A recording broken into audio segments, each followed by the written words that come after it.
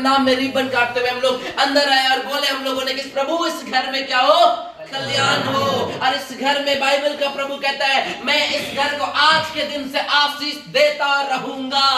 Hallelujah hallelujah, बोलो यीशु प्रभु की। यहाँ पे कहता है जब तुम किसी के घर में जाना तब तुम एक वर्ड बोलना कि इस घर में कल्याण हो। सिर्फ नए घर की बात नहीं कर रहे परमेश्वर, आप किसी के भी घर में जाओ, हो सकता है उस घर में कोई बीमारी होंगे, हो सकता है उस घर के लोग सताए जा रहे होंगे, आप मसीह लोग जाओ और बोलना इस घर में कल्याण हो।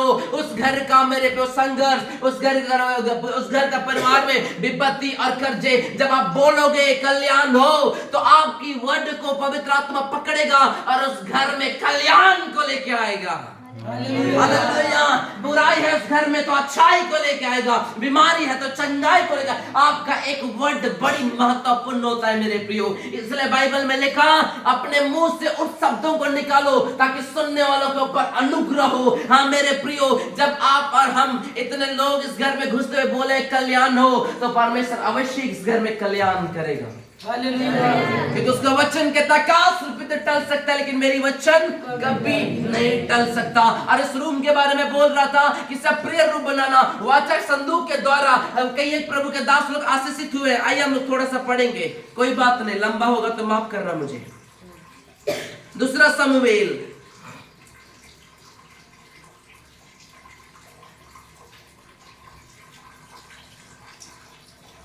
छह का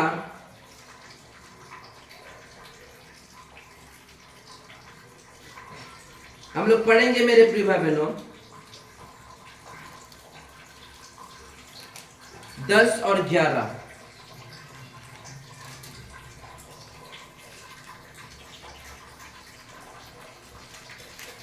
बारह तक पढ़ेंगे। चलिए आज आप मत पढ़ो, आज रेशमा बेटी पढ़ेगी, घर उनका है। हालेलुया, पढ़ो बेटा। इसलिए दाऊद ने यहोवा के संदूक को अपने यहाँ दाऊदपुर में ना पहुंचाना चाहा। हालेलुया, हो सकता है इन लोगों को मेरे प्रियो कहीं भी घर ये लोग बना सकते थे लेकिन परमेश्वर वहां नहीं चाहा, परमेश्वर यहाँ चाहा। इसीलिए प्रभु ने यहाँ पे नींव ढालने के लिए मदद किया। बाइबल का प्रभु कहता है हमें बालू में घर नहीं बनाना, हमें चट्टान में बनाना है, क्योंकि आंधी आएगी, तूफान आएगी लेकिन उसे कोई मरोड़ नहीं सकता, क्योंकि नींव तो प्रभु के नाम से खड़ा हुआ है। इस घर को जब आप लोग नींव खड़ा किए तब प्रभु के नाम से खड़ा किए थे कि नहीं? हाँ? वो प्रभु के नाम से खड़ा हुआ है, इस नींव को कोई हिला नहीं सकता। हालेलुया, बोलो यीशु प्रभु की। आगे पढ़ना बेटा। परंतु गतवासी ओबेदोम के यहाँ पहुंचाया। परंतु दाऊद ने किधर को पहुंचाया? गतवासी ओबेदोम के यहाँ पहुंचाया। 11 में देखना क्या कहता है। और यहोवा का संदूक गति ओबेदोम के घर के 3 महीने रहा। और यहोवा ने ओबेदोम और उसके समस्त घराने को आशीष दिया। परमेश्वर किस कारण आशीष दे रहे, जरा समझना है। मैंने क्या बोला ये रूम के लिए आपको, वाचा के संदूक के कारण ये लोग आशीषित हुए। 12 में लिखा है यहोवा वाचा के संदूक के द्वारा क्या दे रहे हैं, इन लोगों को आशीष दे रहा है। जब इस घर को प्रेयर रूम को आप प्रेयर रूम की तरह रखोगे, आपका कोई भी क्वेश्चन होगा प्रभु के सामने घुटने टेक के बताओगे तो उसी के कारण परमेश्वर आपको आशीष देगा। यहाँ पे वाचा के संदूक के कारण 12 में परमेश्वर आशीषित करना है। पढ़ना बेटा। तब दाऊद राजा को यहाँ बताया गया कि यहोवा ने ओबेद के घराने पर जो कुछ उसका है उस पर भी परमेश्वर के संदूक के कारण आशीष दिया है। परमेश्वर के संदूक के द्वारा उस घर में जो कुछ भी है उसमें क्या दिया है, आशीष। वाचा का संदूक जिसमें प्रभु का उपस्थिति रहा करता था, उस वाचा का संदूक के द्वारा उस घर के लोग आशीषित हो गए। आज ये रूम के द्वारा आप पूरे लोग आशीषित हो जाओगे यीशु के नाम में। हालेलुया।